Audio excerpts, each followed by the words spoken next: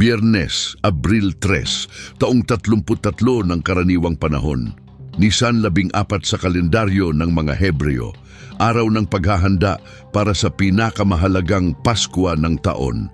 Nang tanghali, biglang nagdilim ang langit, at ng gabing yon, habang ibinababa ang katawan ng isang karpinterong Hudyo mula sa krus na Romano sa labas ng mga pader ng Jerusalem, sumisikat mula sa silangang abot tanaw ang buwan ng Paskwa na bahagyang natatakpan na. Isang dugong buwan, gaya ng eksaktong hinula ni Propeta Joel 700 taon bago iyon. Pero narito ang tanong na halos walang nagtatanong. Bakit sa mismong araw na iyon? Bakit sa mismong taon na iyon? Bakit hindi 10 taon ang nakakaraan? Bakit hindi 50 taon pagkatapos? Bakit hindi sa Babylonia o sa Atenas o sa mismong Roma?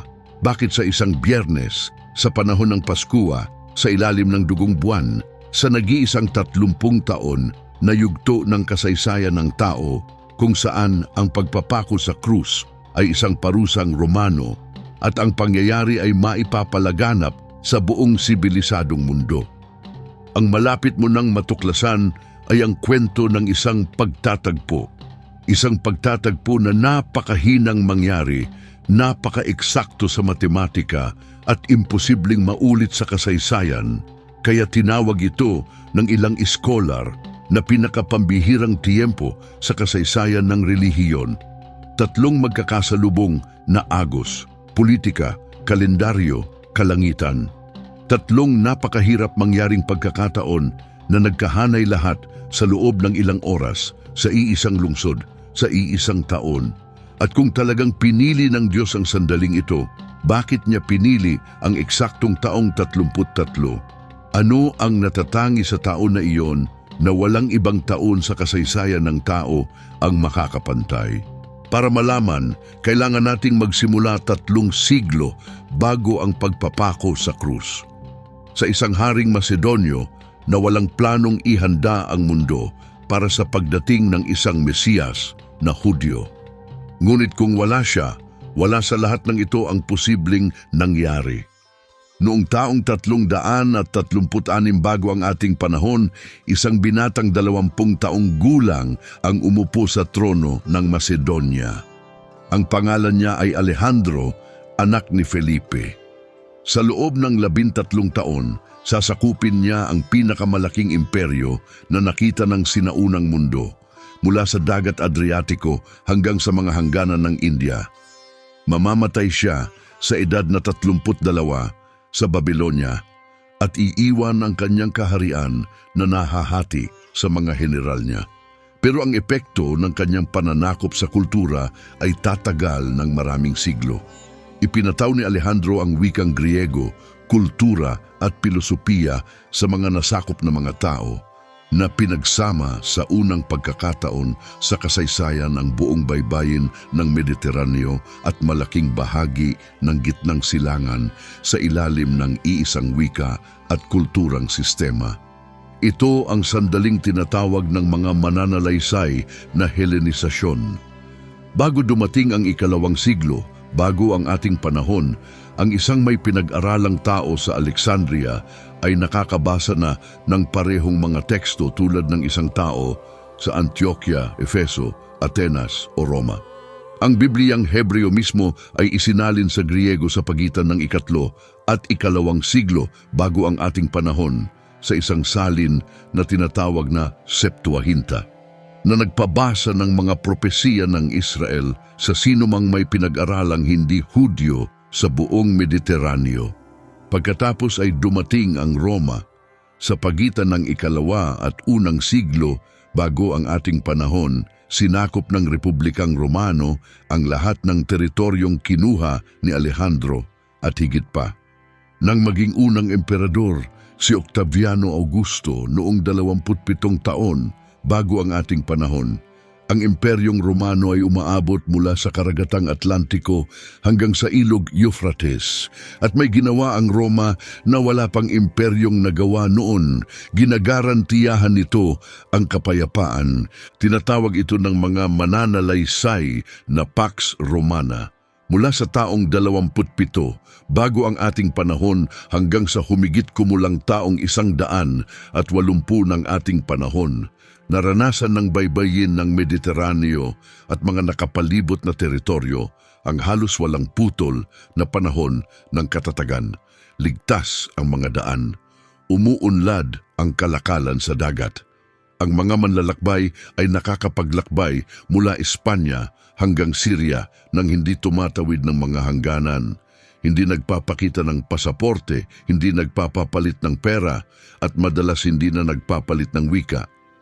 Kung wala ang Pax Romana, ang paglaganap ng misyon ng unang Kristyanismo ay imposibleng nangyari. Si Pablo ng Tarso ay naglakbay sa mga daang Romano, sa mga barkong Romano, sa mga lungsod na Romano, na nagsasalita sa mga tagapakinig na nagsasalita ng Griego na nakakabasa ng mga tekstong nakasulat sa koine. Kung walang mga daang Romano, walang Pablo. Kung walang koine, walang mababasang mga ebanghelyo para sa mga nakakalat na Hudyo. Pero may mas mahalaga pang bagay, isang bagay na may kinalaman sa mismong paraan ng kamatayan ni Jesus. Dahil dito, hinahawakan natin ang isang detalyeng halos walang napapansin, pero binabago ang lahat. Bigyang pansin ang susunod na punto dahil ipaliliwanag nito kung bakit ang tiyempo ay hindi lang maginhawa kundi ganap na kinakailangan. Ang pagpapako sa krus ay isang parusang Romano, talagang Romano. Inilaan ng Roma para sa isang tiyak na kategorya ng mga krimen, lalo na ang sedisyon, pagtataksil at pag-aalsa ng mga hindi mamamayan. Ang mga Hudyo noong unang siglo ay hindi nagpapako sa krus. Ang batas na penal ng mga Hebreo ay nagtatakda ng pagbato, pagsunog, pagpugot ng ulo at pagsakal bilang mga paraan ng parusang kamatayan. Wala sa mga ito ang nagsasangkot ng pagkakabitin sa isang piraso ng kahoy. Ang aklat ng Deuteronomio, Kapitulo 21, versikulo 23 ay malinaw na nagsasabi na ang katawan ng isang nakabitin sa puno ay isinumpa ng Diyos. Para sa isang Hudyo, ang mamatay sa krus ang pinakahamak na kamatayan sa teolohiya. Ito ang kamatayan ng isang tinanggihan maging ng Diyos mismo. At narito ang kabalintunaan, ang mismong kamatayang ito na itinuturing na pinakasinumpa sa tradisyong Hebreo ang naging sentro ng mensaheng Kristiyano. Dahil ang Apostol Pablo na binanggit ang mismong bersikulong iyon mula sa Deuteronomio sa kanyang sulat sa mga taga-Galasya ay ipinaliwanag na si Jesus ay naging isang sumpa para sa ating kapakanan na kinuha sa kanyang sarili ang sumpang nararapat sa atin. Kung walang pagpapako sa krus, kung wala ang tiyak na paraan ng pagpaparusang iyon, ang partikular na pagbasa ni Pablo sa kamatayan ni Kristo bilang tumutubos na sumpa ay imposibleng nabuo. Pero ang pagpapako sa krus ay isang kasangkapang Romano. Sistematikong ginamit lamang kapag direktang kinokontrol ng Roma ang isang teritoryo at direktang kinontrol ng Roma ang Judea lamang sa pagitan ng taong 6 ng ating panahon, nang alisin nila sa pwesto ang etnarkang si Arkelao at ginawang probinsyang Romano ang rehiyon sa ilalim ng direktang prepekto. At taong 66 nang nagsimula ang malaking pag-aalsa ng mga Hudyo na hahantong sa pagkawasak ng Jerusalem. 60 taon. 60 taon ng direktang kontrol ng Roma sa Jerusalem kung saan ang isang propetang Hudyo ay maaaring hatulan ng pagpapako sa krus ng isang gobernador na Romano. Bago ang taong 6 ng ating panahon, ang Judea ay isang kahariang kliyente na pinamamahalaan ni Herodes at ng kanyang mga anak. Ang pagpapako sa krus ng mga Romano ay magiging komplikado sa politika. Pagkatapos ng taong 66, ang Jerusalem ay unang kinubkob at pagkatapos ay winasak. Ang templo ay sinunog noong 70. Ang lungsod mismo ay giniba noong 135 pagkatapos ng ikalawang pag-aalsa. Wala ng Jerusalem kung saan mapapako sa krus sa harap ng mga tao sa Paskua. 60 taon. isang bintanang 60 taon kung saan ang lahat ay kailangang mangyari. At sa loob ng 60 taon na iyon, sino ang gobernador na Romano na nanunungkulan? Sa karamihan ng panahon, mabilis na nagpapalitan ng mga gobernador na may termino ng 1 o 2 taon at walang sapat na katatagan sa politika para harapin ang isang delikadong kaso ng relihiyon maliban sa isa. Isang prepektong Romano na nagngangalang Poncio Pilato na namahala sa Judea mula taong 26 hanggang taong 36 ng ating panahon. 10 taon ang pinakamahabang panunungkulan ng sinumang prepekto ng Judea bago ang malaking pag-aalsa. At sa 10 taon na iyon naganap ang paglilitis kay Jesus.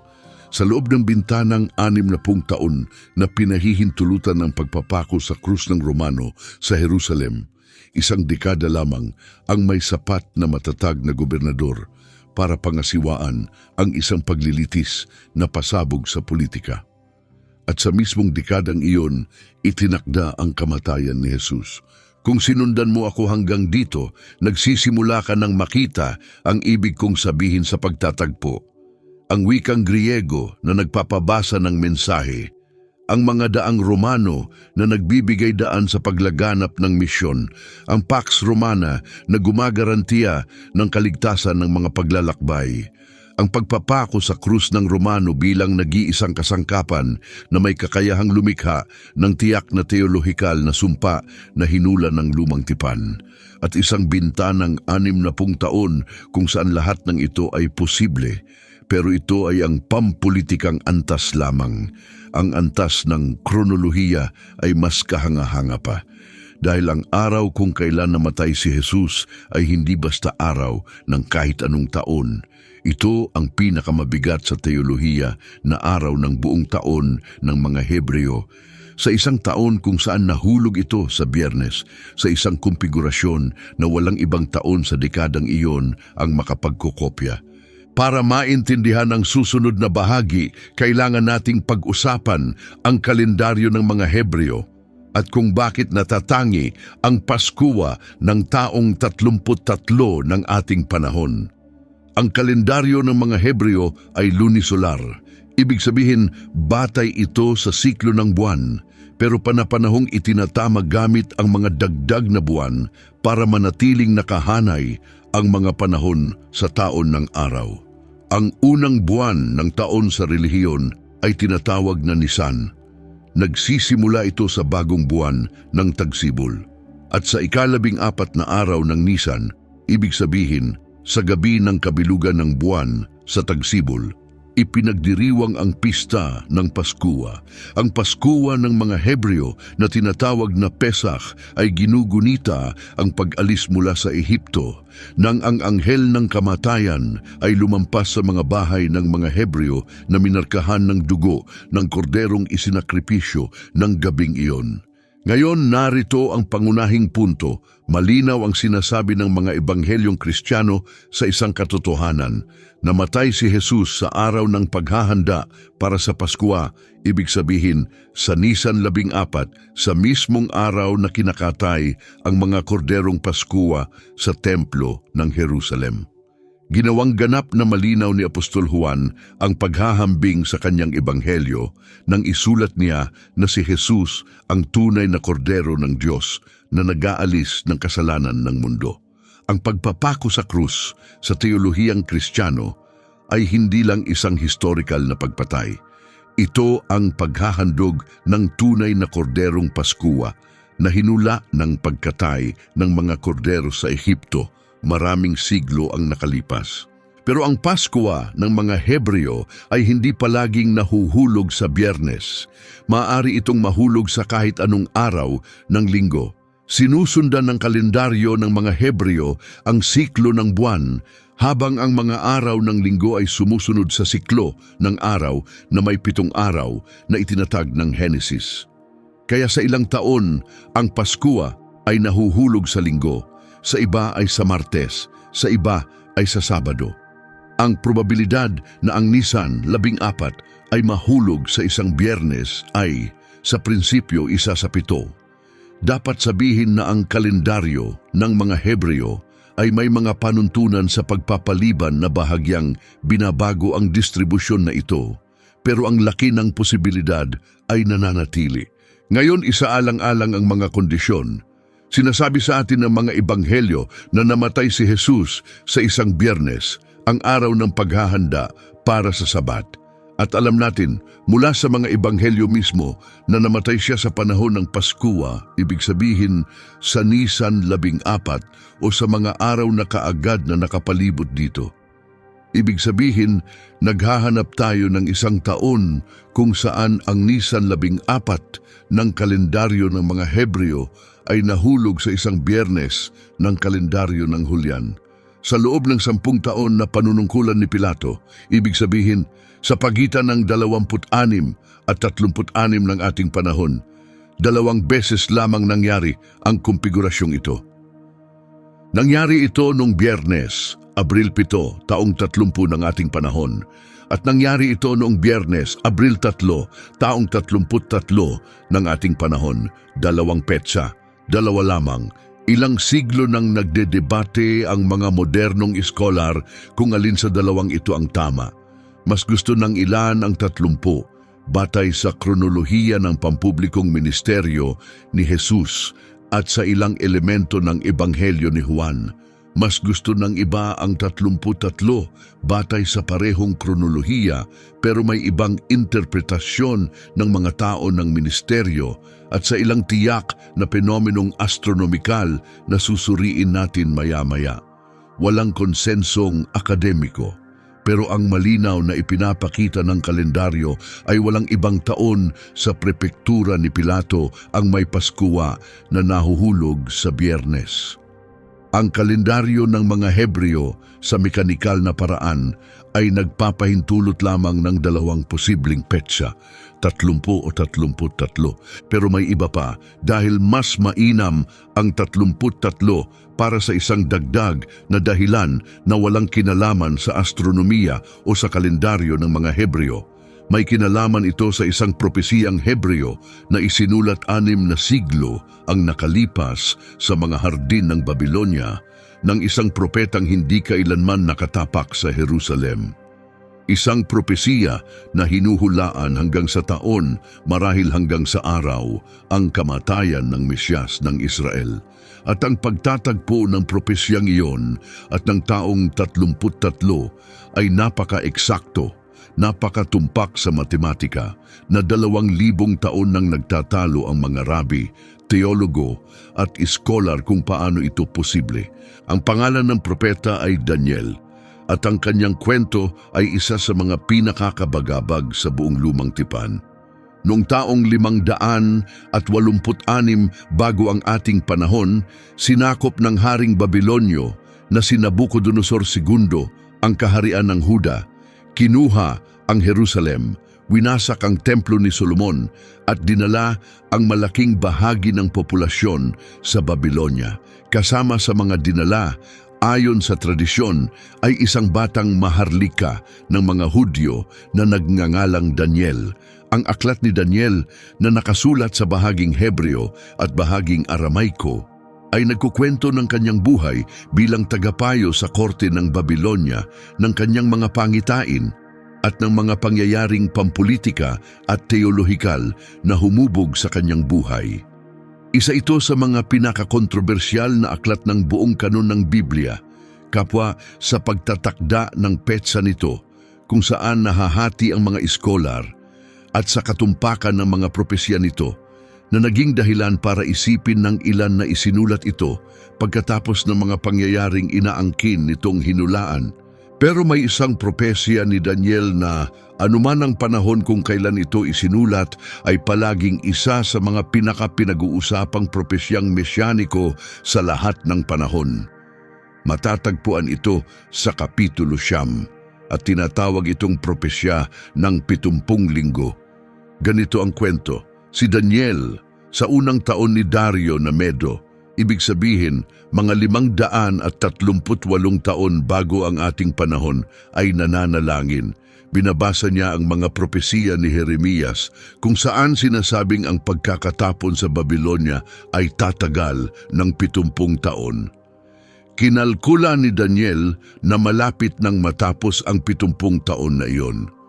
Nananalangin siya para sa pagpapanumbalik ng Jerusalem. Nananalangin siya para sa pagbabalik ng kanyang bayan, at habang nananalangin siya, nagpakita sa kanya ang Anghel Gabriel at nagbigay sa kanya ng isang pahayag na magbabago ng teolohiyang Hebreo magpakailanman. Makinig ka sa akin, sabi ni Gabriel, 70 linggo ang itinakda para sa iyong bayan at para sa iyong banal na lungsod upang wakasan ang paglabag, upang tatakan ang kasalanan, upang pagbayaran ng kasamaan, upang dalhin ang walang hanggang katuwiran, upang tatakan ng pangitain at propesya, at upang pahiran ang kabanal-banalan. Pagkatapos ay alamin at unawain mula sa sandaling lumabas ang utos na muling itayo ang Jerusalem hanggang sa pagdating ng isang pinahiran, isang prinsipe, magkakaroon ng 7 linggo.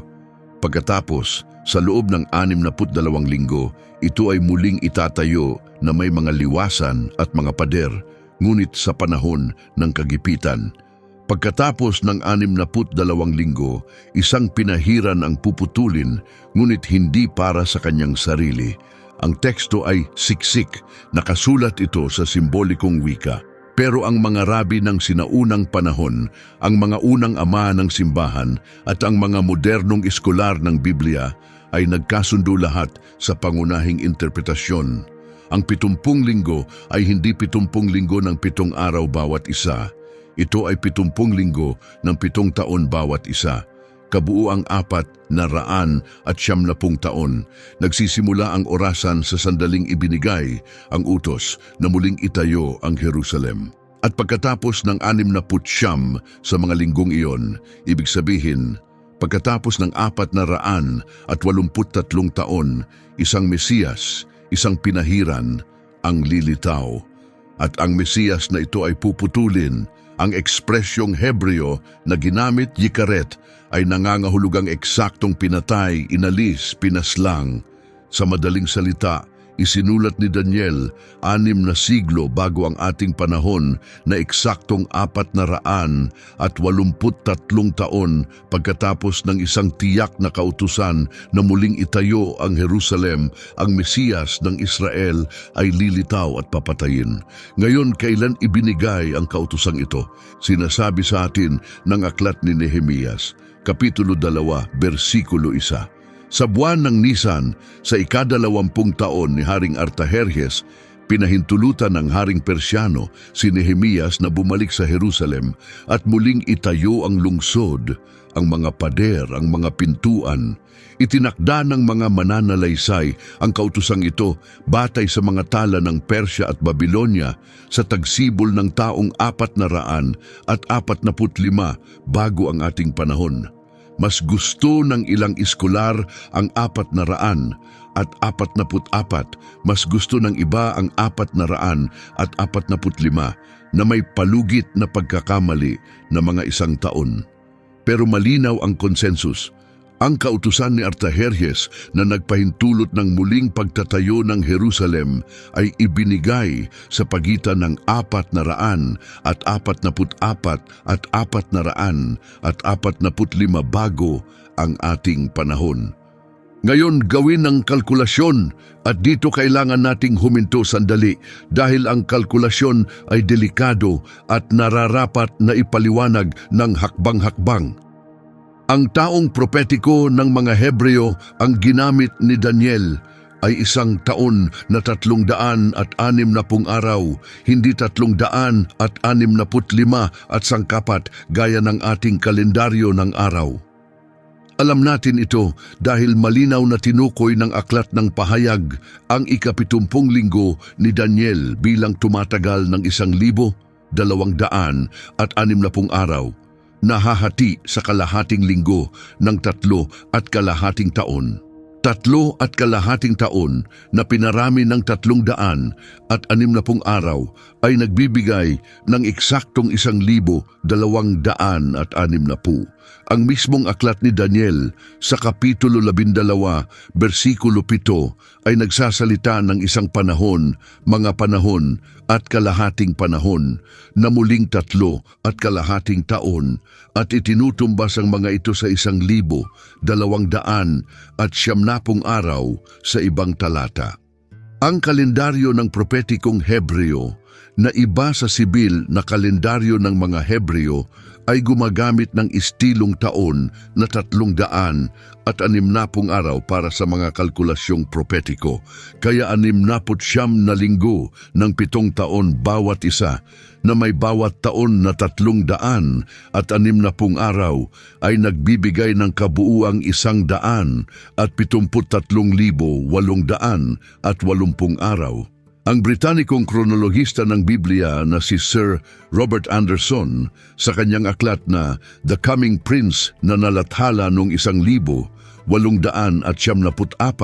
ay sinubukan ang kalkulasyong ito ng lubos na katumpakan. Nagsimula siya mula sa kautusan ni Artajerjes na ayon sa kanyang mga kalkulasyon ay ibinigay sa unang araw ng Nisan ng taong 445 bago ang ating panahon, katumbas ng Marso 14 sa kalendaryo ng Julian. Idinagdag niya ang 173,880 araw at nakarating siya sa isang petsa na ayon sa kanyang sariling balangkas, ay nahulog ng eksakto sa araw ng matagumpay na pagpasok ni Jesus sa Jerusalem. Ang kalkulasyon ni Anderson ay naging maimpluwensiya pero napailalim din ito sa kritisismo sa mga nakaraang dekada.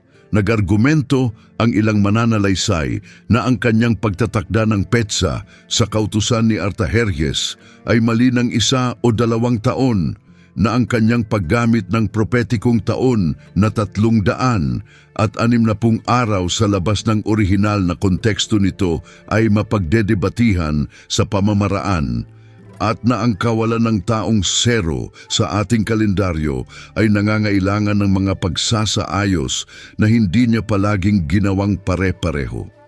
Ang Britannikong scholar na si Harold Hoehner noong 1977 ay muling ginawa ang mga kalkulasyon ni Anderson gamit ang naitamang data ng kasaysayan at nakarating sa konklusyon na ang kamatayan ni Jesus ay dapat itakda sa Biyernes, Abril 3, taong 33 ng ating panahon.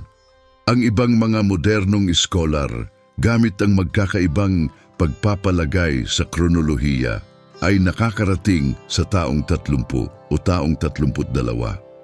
Ang pinagsasaluhan ng lahat ng kalkulasyong ito, gayunpaman, ay ang konklusyon na ang propesya ng 70 linggo ay tumuturo sa isang bintana ng mga taon na kasama ang 2 posibleng petsa ng pagpapako sa krus. Ang eksaktong araw ay depende sa kung aling scholar ang susundin mo. Ang pangkalahatang bintana ay hindi. Kapansin-pansin isipin ito. Si Daniel, 6 na siglo bago, na nakaupo sa isang patio ng Babylonia, nagdikta ng isang numero, 483 taon, mula sa isang kautusang hindi pa naibibigay, hanggang sa kamatayan ng isang Mesyas na hindi pa naipapanganak. At ang numerong iyon, na kinalkula ng manu-manu gamit ang tamang pagpapalagay tungkol sa kalendaryo ng mga Hebreo, ay nahuhulog sa loob ng palugit ng mga taon sa isang petsa na 25 siglo pagkatapos tinukoy ng astronomikong software ng NASA bilang isa sa 2 posibleng Biyernes ng Paskwa sa buong dekada ng gobernador na Romano kung kailan sinasabing naganap ang mga pangyayari. May isang karagdagang detalye ng propesiya ni Daniel na kakaunti ang nagbibigay diin pero nararapat banggitin. Isinulat ni Daniel na pagkatapos ng kamatayan ng Mesiyas, ang bayan ng isang darating na prinsipe ang magwawasak ng lungsod at ng santuwaryo. Ito ay isang hulang hinuli ang pagkawasak ng Jerusalem at ng templo, hiwalay sa kamatayan ng Mesyas, pero kasunod nito. Ngayon, sinasabi sa atin ng kasaysayan na ang templo ng Jerusalem ay winasak noong taong 70 ng ating panahon ng mga hukbong Romano ni Tito, anak ng emperador na si Vespasiano. Kahit itakda ang pagpapako sa krus sa 30 o 33, ang pagkawasak ng templo ay sumunod sa loob ng isang henerasyon, eksaktong gaya ng hinula ni Daniel. Ang kamatayan ng Mesyas at ang kasunod na pagkawasak ng templo ng isang dayuhang kapangyarihan. Kapwa, ang mga pangyayaring ito ay nangyari sa kronolohikal na pagkakasunod-sunod sa loob ng panahong hinula. Ngayon, huminto at mag-isip sandali. Mayroon tayong propesyang isinulat 6 na siglo bago ang pangyayari na hinuhulaan ang taon. Mayroon tayong kalendaryo ng mga Hebreo na nagpapahintulot lamang ng 2 posibleng Biyernes sa isang bintanang 10 taon. Mayroon tayong gobernador na Romano na ang panunungkulan ang kumakatawan sa pinakamahabang panahon ng katatagan sa Jerusalem bago ang pag-aalsa ng mga Hudyo. Mayroon tayong wikang Griego na kakapagiging universal lamang. Mayroon tayong mga daang Romano na kakakumpleto lamang. Mayroon tayong kapayapaan, ang Pax Romana, na kakapagpapatatag lamang ng imperyo. Lahat ng mga kadahilan ng ito ay nagtatagpo sa isang bintanang 3 o 4 na taon, at sa loob ng bintanang iyon, ilang tiyak na Biyernes lamang. Kung talagang inayos ng Diyos ang lahat ng ito, ang tiyempo ay kinalkula ng ilang siglo. Pero ang propesiya ni Daniel ay hindi lang iyon. May iba pang mga propesiyang mesyaniko na isinulat ng ilang siglo bago ay naglalarawan ng nakakabahalang katumpakan ng mga tiyak na detalye ng kamatayan ng Mesyas. At ang mga propesiyang ito, kung pagsasamahin, ay tumuturo hindi lamang sa isang taon, kundi sa isang tiyak na uri ng kamatayan, sa isang tiyak na uri ng lugar, na may tiyak na uri ng mga penomeno. 3 sa mga ito sa partikular ay nararapat banggitin dahil nagpipinta ang mga ito ng isang larawan na 2,000 taon pagkatapos ay akma ng nakakabalisa. Ang una ay nasa Aklat ng Mga Awit, Kapitulo 22. Isa itong salmo ni David na tradisyonal na iniuugnay kay Haring David mismo, na isinulat noong ika-10 siglo bago ang ating panahon. Ibig sabihin, 300 taon bago ang pagkakatapon sa Babylonia, 300 taon bago si Daniel, 1,000 taon bago ang mga pangyayari sa Jerusalem ng taong 33. Nagsisimula ang salmo sa isang parira lang agad, nakikilala ng sino mang bumabasa ng mga ebanghelyo. Diyos ko, bakit mo ako pinabayaan? Ito ang eksaktong mga salitang sinabi ni Jesus ayon sa mga ebanghelyo ni Mateo at Marcos sa krus sa sandaling pinakamalapit sa kanyang kamatayan. Ang ekspresyong Hebreo ay Eli, Eli, lema sabachthani, ang bersyong Aramaiko ng parehong mga salita. Pero nagpatuloy ang salmo at naglalarawan ito ng mga bagay na hindi dapat nailarawan noong ika-10 siglo bago ang ating panahon. Tinusok nila ang aking mga kamay at aking mga paa. Mabibilang ko ang lahat ng aking mga buto. Hinahati nila ang aking mga damit sa kanilang sarili at nagpapalabunutan para sa aking kasuotan. Tinutuyan nila ako, pinapalibutan nila ako, dinala nila ako sa alabok ng kamatayan. Ang pagpapako sa krus ay isang imbensyong Romanong sistematikong ginawa lamang noong ika-2 siglo bago ang ating panahon. Bago noon, ang pagpatay sa pamamagitan ng pagtusok sa mga kamay at paa ay hindi umiiral bilang kinikilalang paraan ng pagpatay sa gitnang silangan. Ang batas na penal ng mga Hebreo ay nagtatakda ng pagbato, pagpugot ng ulo, pagsunog, pagsakal. Wala na nagsasangkot ng pagbubutas ng mga dulo ng katawan.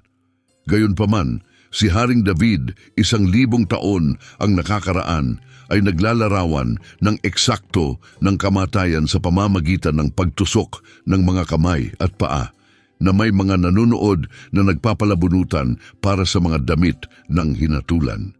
Inilalarawan ng Ebanghelyo ni Juan ang eksaktong eksenang ito.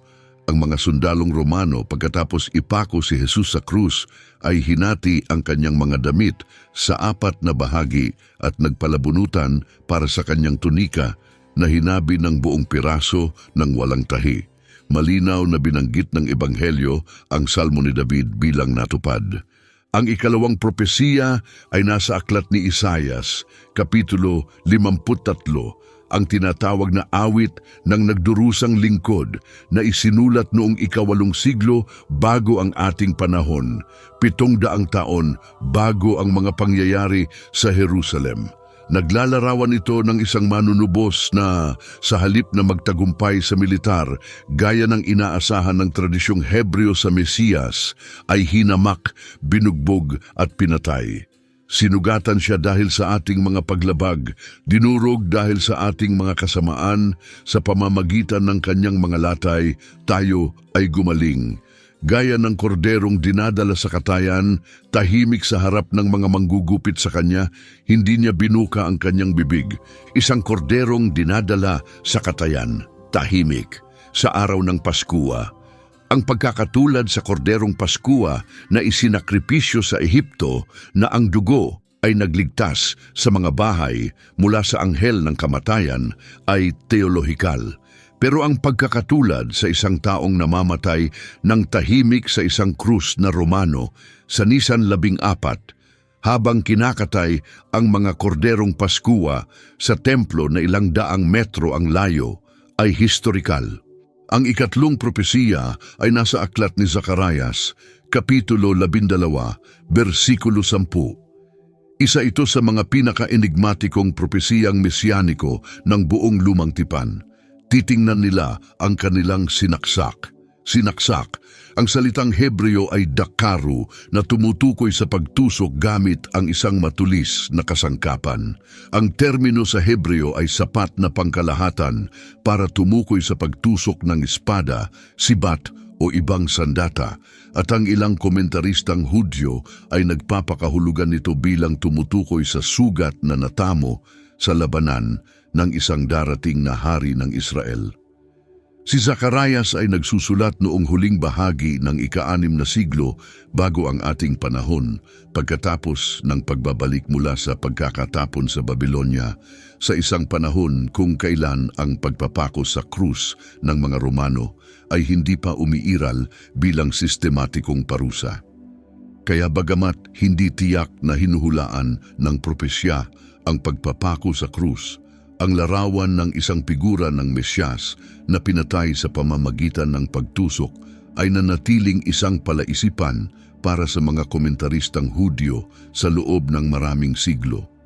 Ang Ebanghelyo ni Juan, Kapitulo 11, versikulo 34 at 37, ay inilapat ang propesiyang ito kay Jesus sa pamamagitan ng paglalarawan kung paano sinaksak ng isang sundalong Romano ang kanyang tagiliran gamit ang sibat pagkatapos ng kanyang kamatayan, na malinaw na binanggit si Zacarias bilang natupad. Mayroon tayong 4 na propesiya, si Daniel na nagbigay ng taon, Salmo 22 na nagbigay ng paraan ng pagpatay at ng pagpapalabunutan, si Isaias na nagbigay ng tahimik at paskuwal na katangian, si Zacarias na nagbigay ng pagtusok, at pagkatapos ay may 5, marahil ang pinakanakakagulat sa lahat.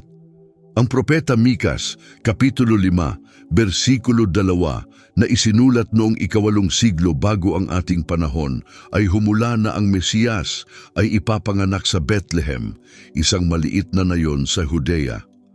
Ang mga ebanghelyo ni Mateo at Lucas na isinulat mga 1,000 taon pagkatapos ay inilagay ang kapanganakan ni Jesus ng eksakto sa Bethlehem. 5 propesiya, 5 magkakaibang panahon, 5 magkakaibang propeta, 5 tiyak na detalye, lahat nagtatagpo sa iisang tao, sa iisang linggo, sa iisang lungsod. Kung kahit isa lang sa mga propesiyang ito ang natupad ng aksidente, ang kalkulasyon ay magiging hindi malamang sa estadistika pero hindi imposible. Pero na ang lahat ng 5 ay nagtatagpo sa iisang individual, sa iisang lugar, sa iisang hinulaang oras, ay nangangailangan ng kalkulasyon ng probabilidad na, sa mga salita ng matematikong si Peter Stoner, ay isa sa 10 sa ika-17 kapangyarihan. Isang bilang na lampas sa imahinasyon. Pero sandali, dahil hindi pa tayo nakakarating sa pinakasurpresang bahagi. Ang pinakasurpresang bahagi ay ang nangyari sa kalangitan sa nag-iisang Biyernes na iyon ng taong 33 ng ating panahon. At dito nagtatagpo ang sinaunang teolohiya at modernong agham sa paraang. Hanggang ilang dekada ang nakalipas, walang nag-isip.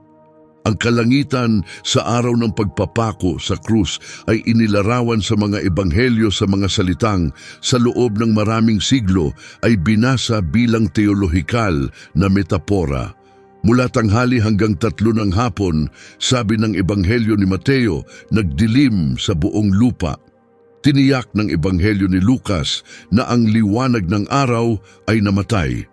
Ang tabing ng templo ay napunit sa 2, nayanig ang lupa, nabasag ang mga bato, nabuksan ang mga libingan. Maraming mambabasa kahit mananampalataya ang nagpakahulugan sa mga talatang ito bilang mga pampalamuting pampanitikan, bilang mga estilistikong pamamaraan na naglalayon na bigyang diin ang kosmikong kahalagahan ng pangyayari. Pero paano kung hindi sila mga metapora? Paano kung sila ay mga paglalarawan, marahil hindi perpekto, marahil istilosado ng mga fenomenong talagang nangyari? Ang modernong agham, lalo na ang astronomiya at heolohiya, ay nagsimula sa mga nakaraang dekada na siyasatin ang tanong na ito gamit ang mahigpit na pamamaraan. At ang lumabas ay, sa pinakamababang pagsasabi, nakakagulat. Magsimula tayo sa eclipse. Nabanggit na natin ito sa simula ng video na ito. Kinumpirma ng NASA sa kanyang pahina ng kasaysayan ng mga eklipse na noong Biyernes, Abril 3, taong 33 ng ating panahon, isang bahagyang eklipse ng buwan ang nakita mula sa Jerusalem. Ito ay isang eklipse na nagsimula bago sumilip ang buwan at natapos ilang sandali pagkatapos umakyat ang buwan sa silangang abot tanaw. Kaya naman, nang tumingin sa langit ang mga naninirahan sa Jerusalem pagkatapos ng paglubog ng araw ng Biyernes na iyon, nakakita sila ng buwan na lumitaw na may anino na ng lupa, na may katangian ng mamula-mulang kulay na nililikha ng mga eklipse ng buwan, isang dugong buwan sa wika ng Propeta Joel. Ngayon, dito dapat sabihing tapat, hindi lahat ng astronomo ay nagkakasundo sa eksaktong pagkakakita ng eclipsing ito mula sa Jerusalem. Ang astronomong si Bradley Schaeffer sa isang pag-aaral na inilathala noong 1900 at 70 ay nag-argumento na ang buwan ay napakababa sa abot tanaw at ang langit ay masyadong maliwanag sa dapit hapon kaya't ang eclipse ay mahirap o imposibleng makita sa mata lamang.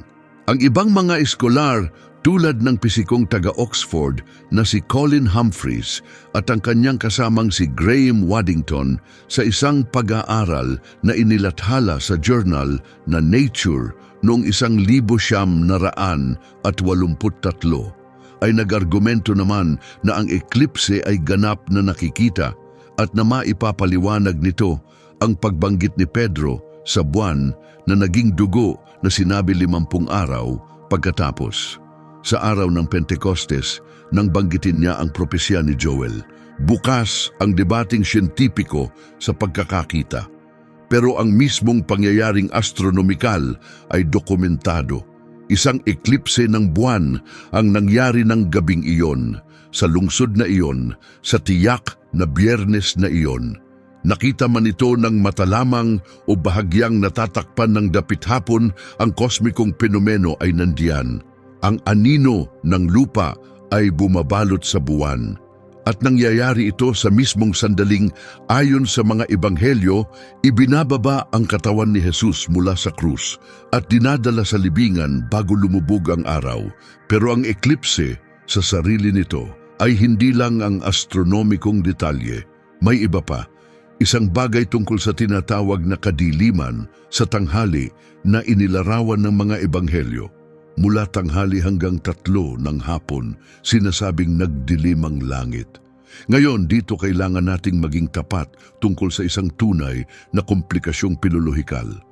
Ang ilang sinaunang manuskrito ng Ebanghelyo ni Lucas ay gumagamit ng Griegong parirala na eklipontos na maaaring isalin bilang na eklipse ang araw. Ang ibang mga manuskrito ay gumagamit ng mas pangkalahatang ekspresyon na nangangahulugan lamang na nagdilim ang araw. Ang pagkakaibang ito sa teksto ay lumikha ng maraming siglong debate. Nag-aargumento ang mga eskolar na may pagdududa na ang orihinal na teksto ay nag-aangkin ng eclipse ng araw at na ito ay isang pagkakamaling astronomikal ng mga sumulat ng Ebanghelyo dahil ang eclipse ng araw ay pisikal na imposible sa panahon ng Paskwa. Ang mga eclipse ng araw ay nangyayari lamang sa panahon ng bagong buwan kapag ang buwan ay dumadaan sa pagitan ng lupa at ng araw.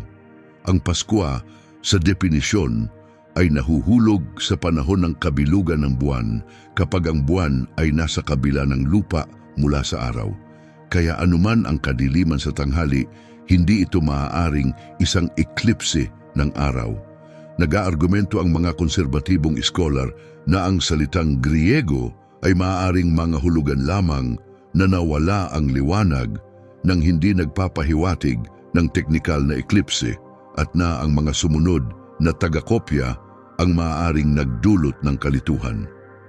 Alinmang pagbasa ang tanggapin natin, ang penomenong inilarawan ng mga ebanghelyo ay hindi isang eclipse ng araw.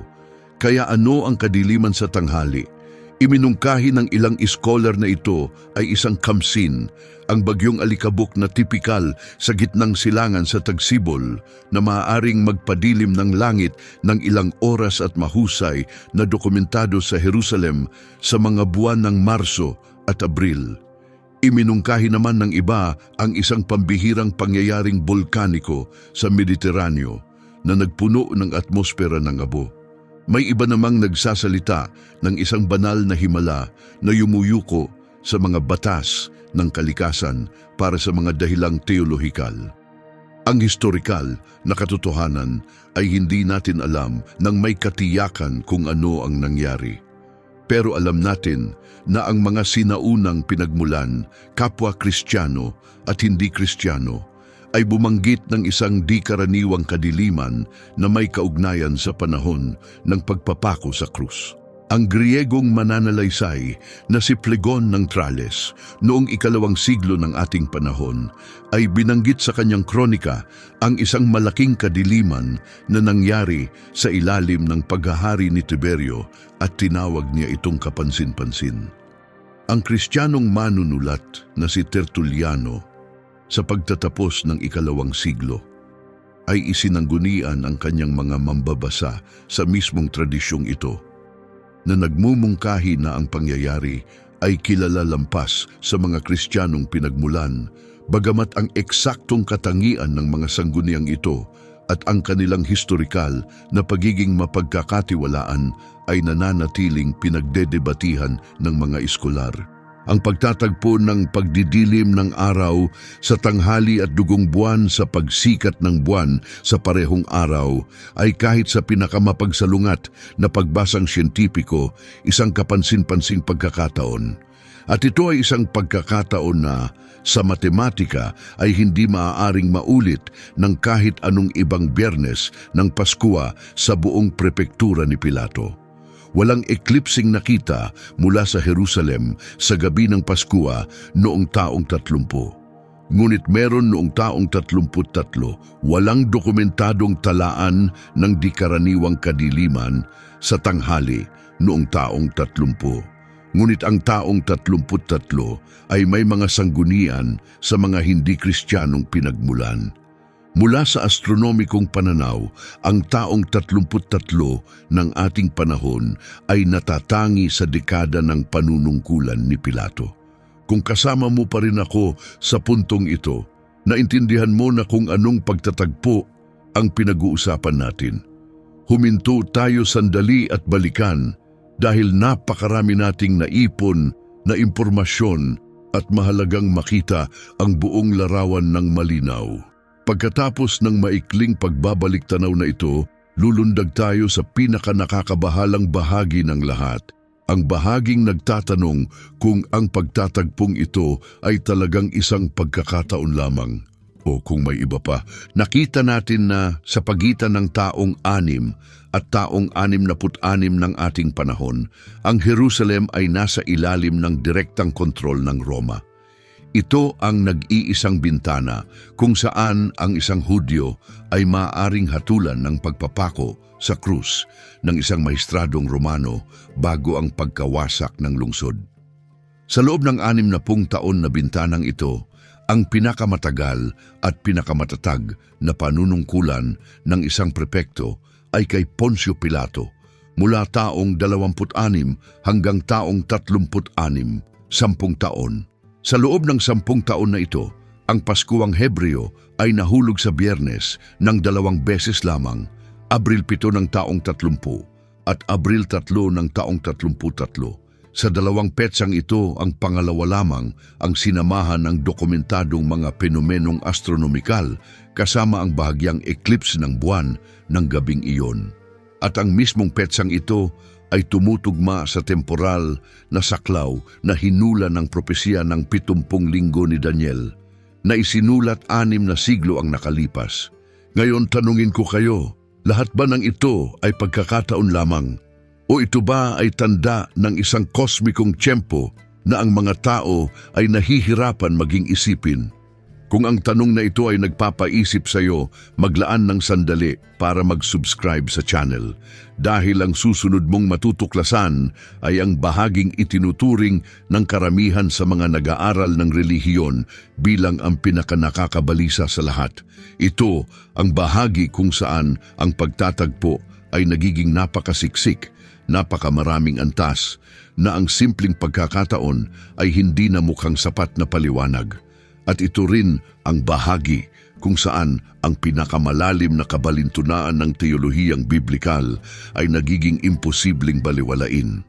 Magpatuloy tayo dahil ang mga pagtatagpo ay hindi nagtatapos sa politika, kalendaryo, propesiya at astronomiya. May iba pa. At bawat isa sa kanila, kung kukuhain ng isa-isa, ay magiging kapansin-pansin. Sama-sama, bumubuo sila ng isang larawan na walang kapantay sa kahit anong ibang pangyayari sa kasaysayan. Magsimula tayo sa tinatawag ng mga mananalaysay ng relihiyon na inaasahang pagdating ng Mesiyas sa unang siglong Hudaismo. Sa mga taon bago ang pagpapako sa krus, ang lipunang Hebreo ay nasa estado ng matinding apokaliptikong kaguluhan. Ang Hudyong mananalaysay na si Flavio Josefo na nabuhay noong unang siglo at sumulat ng kanyang mga akda sa mga taon pagkatapos ng pagkawasak ng Jerusalem ay nagdokumento ng napakaraming nagpapakilalang propeta, manggagawa ng himala at mga huwad na Mesiyas na gumulo sa populasyon ng Judea sa pagitan ng taong 0 at taong 70 ng ating panahon. Naroon si Teudas na nangakong hahatiing ang tubig ng Jordan gaya ng ginawa ni Josue. Naroon si Judas na Galileo na naglunsad ng pag-aalsa sa buwis laban sa Roma. Naroon ang Ehipsyo na nagtipon ng mga tagasunod sa bundok ng mga olibo na nangangakong guguho ang mga pader ng Jerusalem. May 12 marahil daan-daan na hindi gaanong dokumentadong mga figura na nagtawag sa kanilang sarili na Mesiyas at nagtipon ng mga tagasunod. Bakit ang pagdami ng mga figura ng Mesiyas sa mismong sandaling iyon? Ang sagot ay nasa mismong propesiya ni Daniel. Ang mga rabi noong unang siglo ay maingat na kinakalkula ang 70 linggo ni Daniel. Alam nila na ang panahon ay natupad na. Alam nila na ayon sa mga kalkulasyon ng propeta, malapit nang lumitaw ang Mesyas.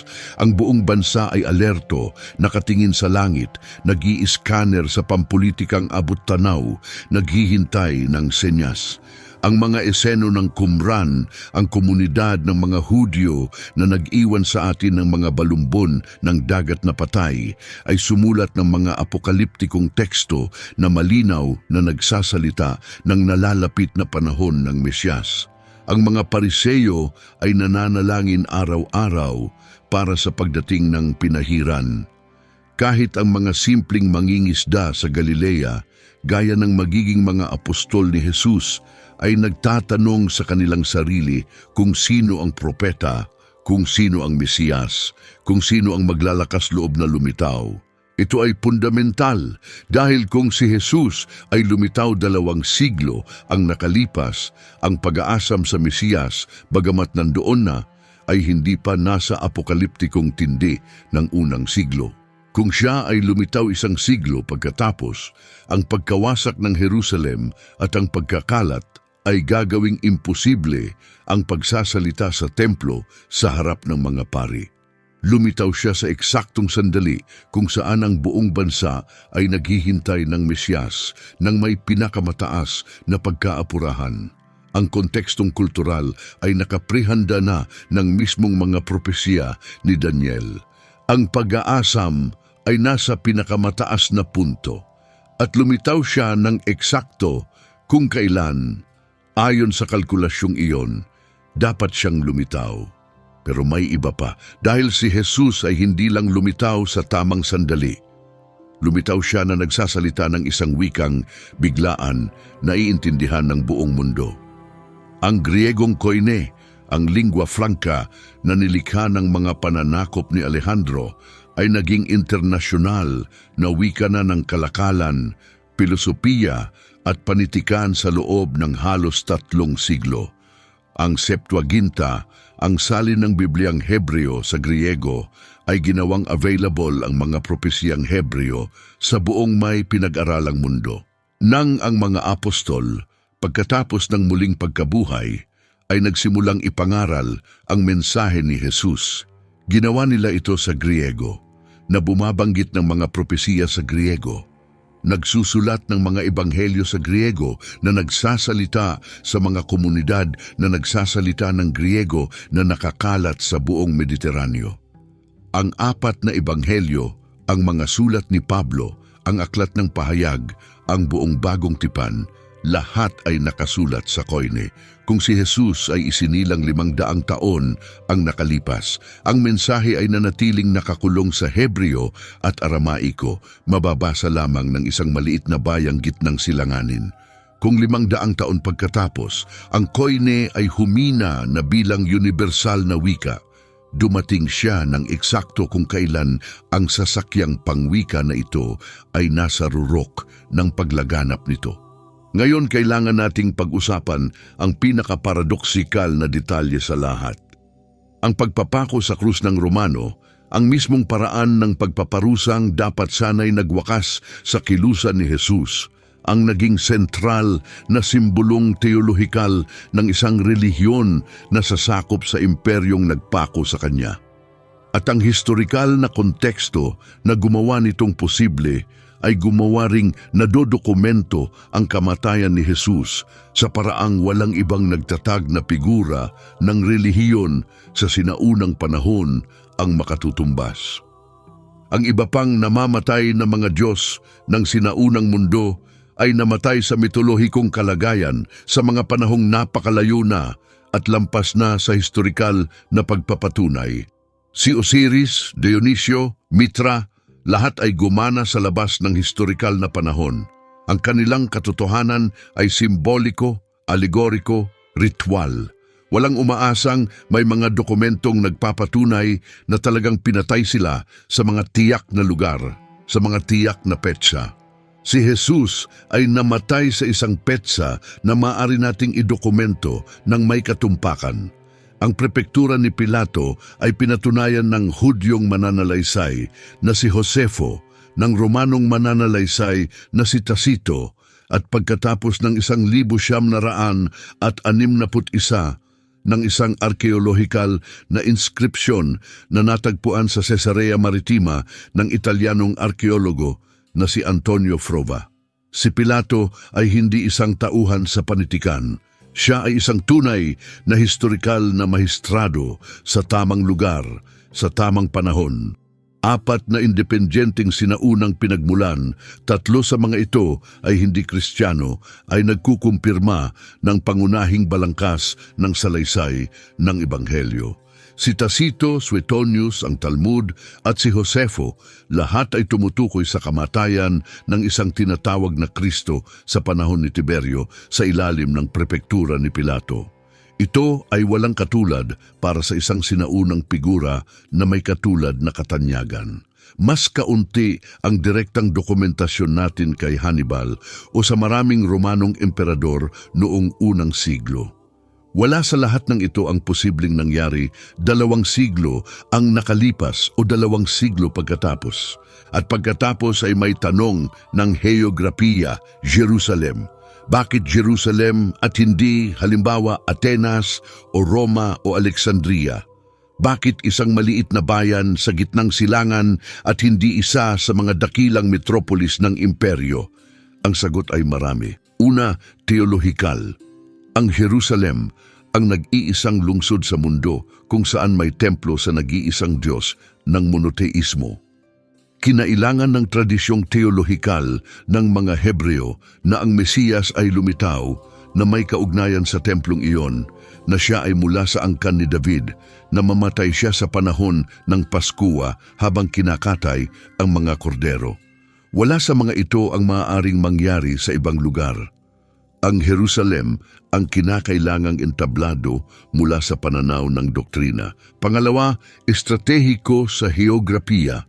Ang Jerusalem ay matatagpuan sa eksaktong punto ng pagkakasalubong ng 3 kontinente, Afrika sa timog, Europa sa kanluran, Asya sa silangan. Sa Jerusalem, dumadaan ang mga ruta ng kalakalan at paglalakbay na naguugnay sa Ehipto hanggang Syria, Arabia hanggang Mediteraneo. Ang isang mensaheng nagsimula sa Jerusalem ay maaaring lumaganap sa lahat ng 4 na direksyon sa pamamagitan ng mga rutang pisikal na umiiral na. Ang mga peregrino na nanggaling sa mga nakakalat na Hudyo para ipagdiwang ang Paskua ay nanggaling sa mga lugar na kasing layo ng Roma, Cartago, Persya, Anatolia, Ehipto, Cirene. Bawat isa sa mga peregrinong ito, sa pagbabalik nila sa kanilang tahanan, ay maaaring maging tagadala ng balita ng nangyari sa mga araw na yon ng Abril 33. Ang aklat ng mga gawa ng mga apostol sa Kapitulo 2 ay malinaw na naglilista ng mga nasyonalidad ng mga peregrinong naroroon sa Jerusalem sa Pentecostes na sumunod sa pagpapako sa krus. 50 araw pagkatapos ng Paskua, mga Parto, Medo, Elamita, mga taga-Mesopotamia, Judea, Cappadocia, Ponto, Asia, Phrygia, Pamphylia, Ehipto, Libya, Roma, mga Cretense, mga Arabe, 16 na magkakaibang grupo sa heograpiya. Mula sa bawat isa sa mga rehiyong ito, ang mga saksi ay maaaring magdala sa kanilang mga tahanan sa mga buwan na sumunod ng balita ng mga pangyayaring naganap sa mga araw na iyon ng Paskua. Ang Kristyanismo, ayon sa mismong aklat ng mga gawa, ay nag-ugat sa mga komunidad na nakakalat sa 3 kontinente sa loob ng kapansin-pansing maikling panahon, na tinulungan ng mismong network ng mga peregrinong nagtipon para sa pista. Isang heograpikong paglaganap na mula sa kahit anong ibang lungsod sa imperyo ay magiging mas hindi epektibo. Kung kasama mo pa rin ako, nagsimula ka nang makita ang isang bagay na habang sinusuri natin ay lalong nagiging mahirap baliwalain. Bawat detalye, kung kukuhain ng isa-isa, ay maaaring isang historikal na pagkakataon.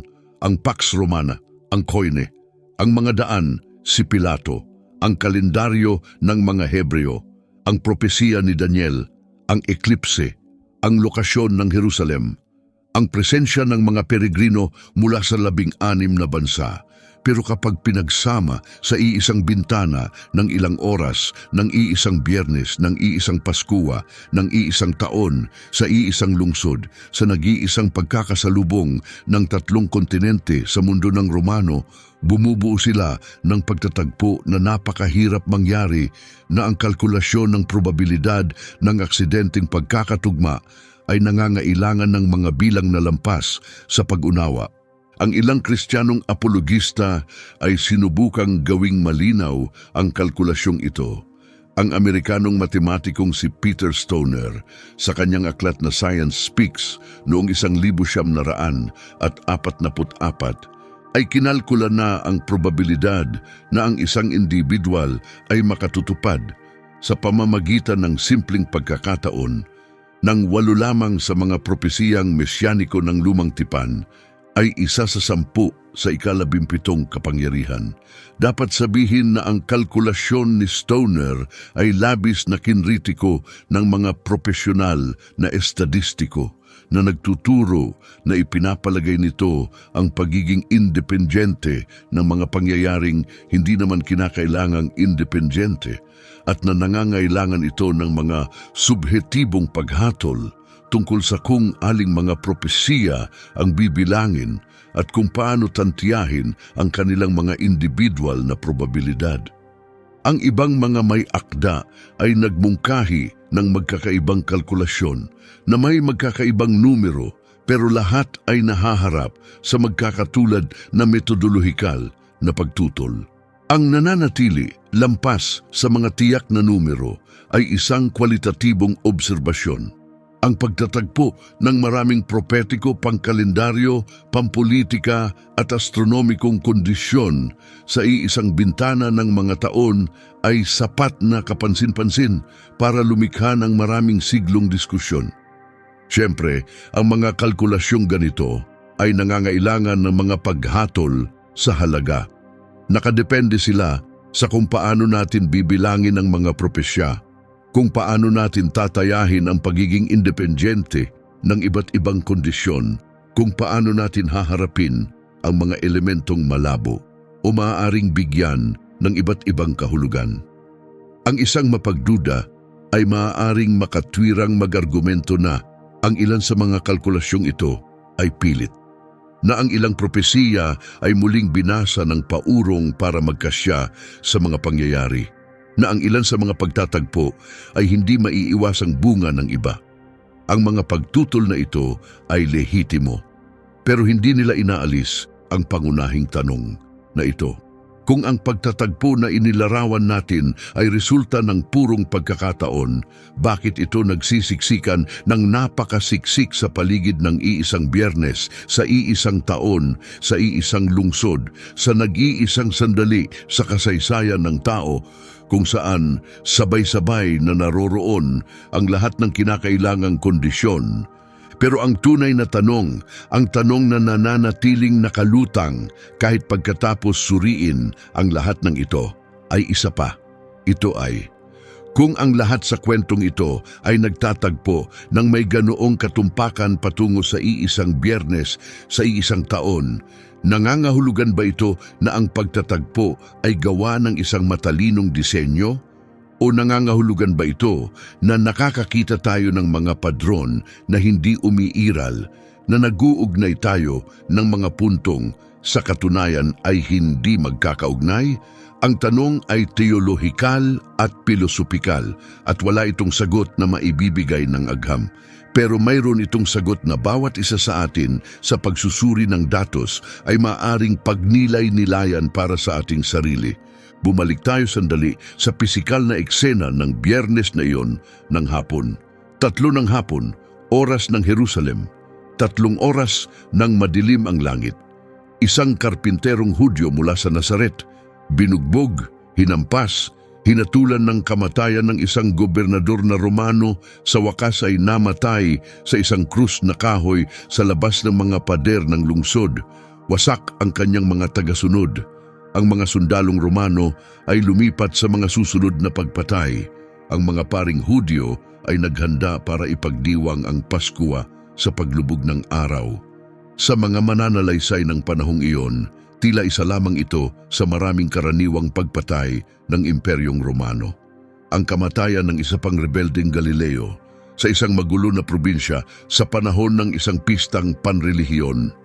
Pero ng araw na iyon, habang ibinababa ang katawan ni Jesus mula sa krus para ilagay sa libingan ni Jose ng Arimatea bago magsimula ang Sabat, nagsimulang sumilip ang buwan sa silangang abot-tanaw. At ang buwan ng gabing iyon ay bahagyang naka-eclipse na. Sumilip itong madilim mamula-mula na may anyong inilarawan ng Propeta Joel 700 taon ang nakalipas. Ang mga alagad sa kanilang kalungkutan marahil ay hindi nakapansin. Ang mga pari nakatutok sa mga ritual ng Paskwa marahil ay hindi naiugnay ang mga punto, pero sumilip ang buwan at natupad ang propesiya. Kung makikita mo ang iyong sarili sa Jerusalem sa paglubog ng araw, sa isang Biyernes ng Abril, malapit sa Paskwa, tingnan ang buwan kapag sumisikat ito. Isipin ang eksenang iyon. 2,000 taon nang nakalipas sa isang burol na tinatawag na Golgota, ang pinakanadokumentong pangyayari ng sinaunang mundo ay naganap. Sa nag-iisang bintana ng kasaysayan ng tao na nagpahintulot nito, kasama ng mga fenomenong astronomikal na maaaring muling kalkulahin ngayon ng NASA hanggang sa minuto. At tanungin mo ang sarili mo kung ang lahat ng ito ay talagang maaaring resulta ng pagkakataon. Bakit taong 33 ng ating panahon? Ang sagot na sinubukan ng mga mananalaysay, teologo, astronomo, at iskolar na buuin sa pagsusuri ng bawat hiwalay na piraso ay nasa pagtatagpo na sinaliksik nating magkasama. Ang wikang Griego na handa ng dalhin ang mensahe, ang mga daang Romano na handa ng ikalat ito, ang Pax Romana na handa ng protektahan ito, ang pagpapako sa krus ng Romano na handang tuparin ang teolohikal na propesiya ng sinumpang puno. Ang Paskwang Hebreo na nahulog sa Biyernes ng 2 beses lamang sa prepektura ni Pilato. Ang propesiya ni Daniel na tumuro sa mismong bintanang iyon ng mga taon na isinulat 6 na siglo ang nakalipas. Ang eklipse ng buwan na maaaring muling kalkulahin ngayon ng NASA para kumpirmahin ang buwan na naging dugo. Ang heograpikong posisyon ng Jerusalem sa pagkakasalubong ng 3 kontinente. Ang mga peregrino ng 16 na bansa na nagtipon para sa Paskwa. Ang Hebreong pag-aasam sa Mesyas sa pinakamataas na punto. Ang Griegong pilosopikal na pag-iisip na handang tumanggap ng monoteistikong mensahe. Ang burokrasyang Romano na handang idokumento ang pangyayari ng may katumpakang imposible sa ibang panahon. Bawat isa sa mga elementong ito, kung kukuhaning isa-isa, ay isang historikal na katotohanan, dokumentado, mapapatunayan, maaaring pagdebatihan, kung pagsasamahin sa iisang bintana ng ilang oras, ng iisang Biyernes, ng iisang taon, bumubuo sila ng isang larawan na kahit para sa pinakamapagduda ay nararapat ng kahit isang tapat na sandali ng pag-iisip. Ang mga mananampalataya ay makikita sa pagtatagpong ito ang lagda ng isang banal na plano. Ang mga mapagduda ay makikita ang isang kombinasyon ng mga historikal na pagkakataon na kapag tiningnan sa paurong ay maaaring magmukhang mas makahulugan kaysa sa katunayan nito. Kapwa, ang mga pagbasang ito ay lehitimo at walang isa man sa mga ito ang maaaring tiyak na patunayan ng historikal o astronomikong datos lamang. Ang nananatili lampas sa interpretasyon ay ang mismong datos, dokumentado, maaaring kalkulahin, maaaring ulitin, bukas sa pagsisiyasat ng sinumang may pasensya na sundan ang mga hibla ng kasaysayan, ng astronomiya, ng propesiya at ng teolohiya. Ang pagpili kung paano basahin ang pagtatagpong ito ay nasa bawat isa sa atin. Kung nagtataka ka sa buong video na ito kung paano nakapaglikha ang isang maliit na bayang gitnang silanganin ng mga propesyang ganoon katumpak tungkol sa kamatayan ng kanilang sariling Mesyas, may isa pang misteryong biblikal na dapat mong malaman. Tinatawag itong panahon ng 400 taon ng katahimikan. Ito ang mga siglong nasa pagitan ng huling propeta, ng lumang tipan at ng pagdating ni Juan Bautista, kung kailan ang tinig ng Diyos ay parang ganap na nawala sa Israel habang sa likod ng mga pangyayari, bawat piraso ng palaisipang nakita mo sa video na ito ay inihahanda. Ang kwentong iyon ay ikinukwento sa isa pang video sa channel na ito. Pindutin ang larawan na makikita mo ngayon sa screen at ipagpatuloy ang paglalakbay. At kung gusto mong ang mga kwento na gaya nito, mga nakatagong kwento, mga nakalimutang kwento, mga kwentong nagtatagpo ang agham at kasulatan sa mga paraang magpakailanmang babaguhin ang paraan ng pagbabasa mo ng Biblia, ay patuloy na dumarating sa iyo linggo-linggo. Mag-subscribe ngayon. Dahil dito, sa channel na ito, hindi lang namin pinag-uusapan ang Biblia. Binubuksan namin ang mga lihim na pinto ng Biblia isa-isa at marami pang bubukas.